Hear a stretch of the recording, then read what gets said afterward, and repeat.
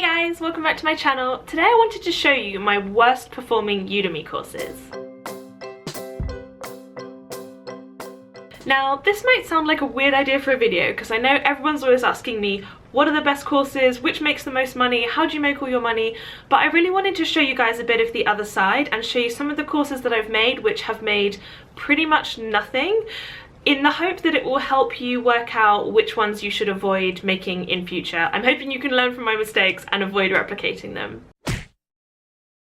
So I would say the most common problem when you're coming up with a course to teach is you kind of self-select based on what you already know about. So for example, people often come to me and they say, I really want to make a course on how to plait friendship bracelets, and I think people will really like it because I really like it. And that is an okay way to start because people are going to be interested in similar things to you and you have to look internally at what your expertise are. But probably it's more interesting to you than it is to the wider public, and you need to think about on Udemy which is going to have mass appeal. The margins on Udemy are very small, as you'll know if you've seen my what I make on Udemy video where I show you behind the scenes. Most of the time you'll make $3, maybe $5 per sale, so you need to be selling a lot every month for 2 years. You really want to try and get that consistent income over a long period of time, so you need to try and think of something that a lot of people will want to take. And remember, it's not just people in the world. Maybe in the world at large there's lots of people who are interested in friendship bracelets, but it's only those people who have found Udemy, haven't already learned everything they want to know about friendship bracelets, are just looking for your course, like you, they don't find your accent annoying or whatever might put someone off from buying the course, and therefore buy your course. So the funnel narrows down very quickly and you need to try and think about which courses are gonna sell.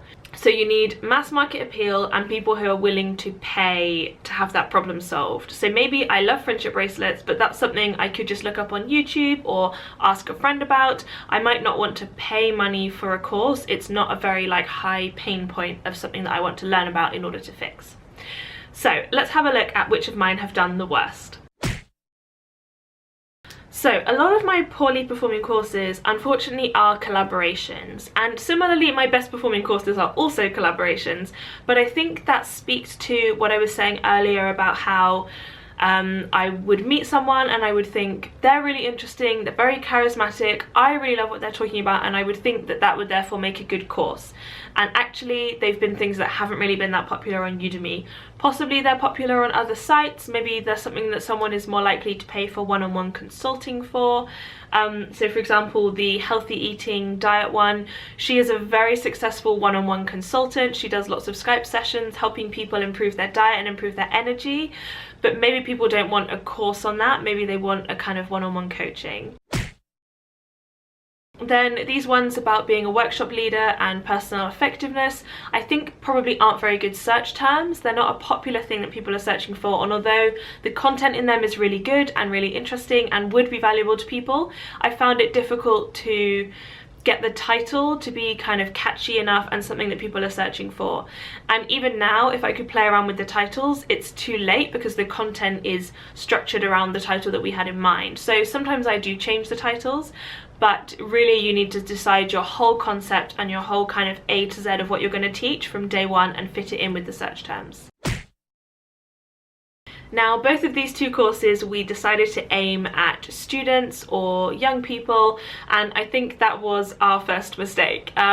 So we did one about graduate jobs, which is a very financially liquid market. Grad recruiters make a lot of money, companies pay a lot to have application criteria sorted out for their applicants to be filtered. So grad recruitment is a huge industry, but I think at that point in their life they're not willing to pay extra money for a course. They're probably quite financially strapped, so probably selling them courses about traveling or about recruitment was not the right target market. However, on the flip side of this, one of my low to medium performing courses was aimed at university students to try and help them get better grades, and these are the same market. They're people who don't have a lot of money, but I think either their parents will pay for it because it's an educational resource, or they're desperate enough that the pain point is high, like I was talking about earlier. So they've got exams coming up, they're freaking out, they want to just pay to get some kind of secrets to solve the problem.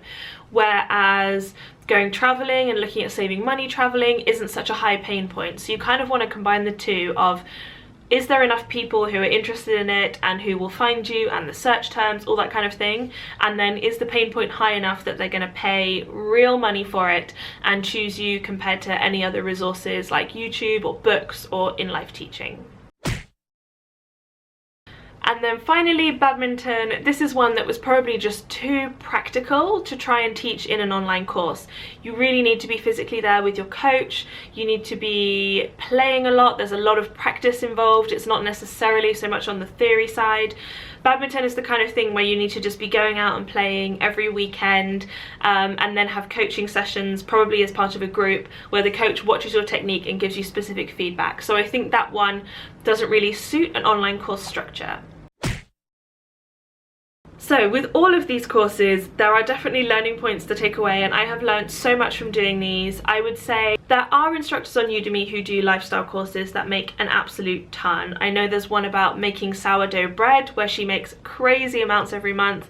Photography ones do really well, language ones, all of those are lifestyle rather than business and do really well.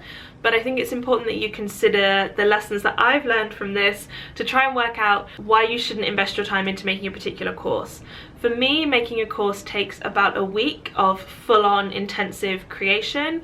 I would say on average that's very fast, so you should allow yourself 2 or 3 weeks. And of course, if you're doing it in addition to a full-time job, it's just going to be an evening thing. It'll probably take you several months.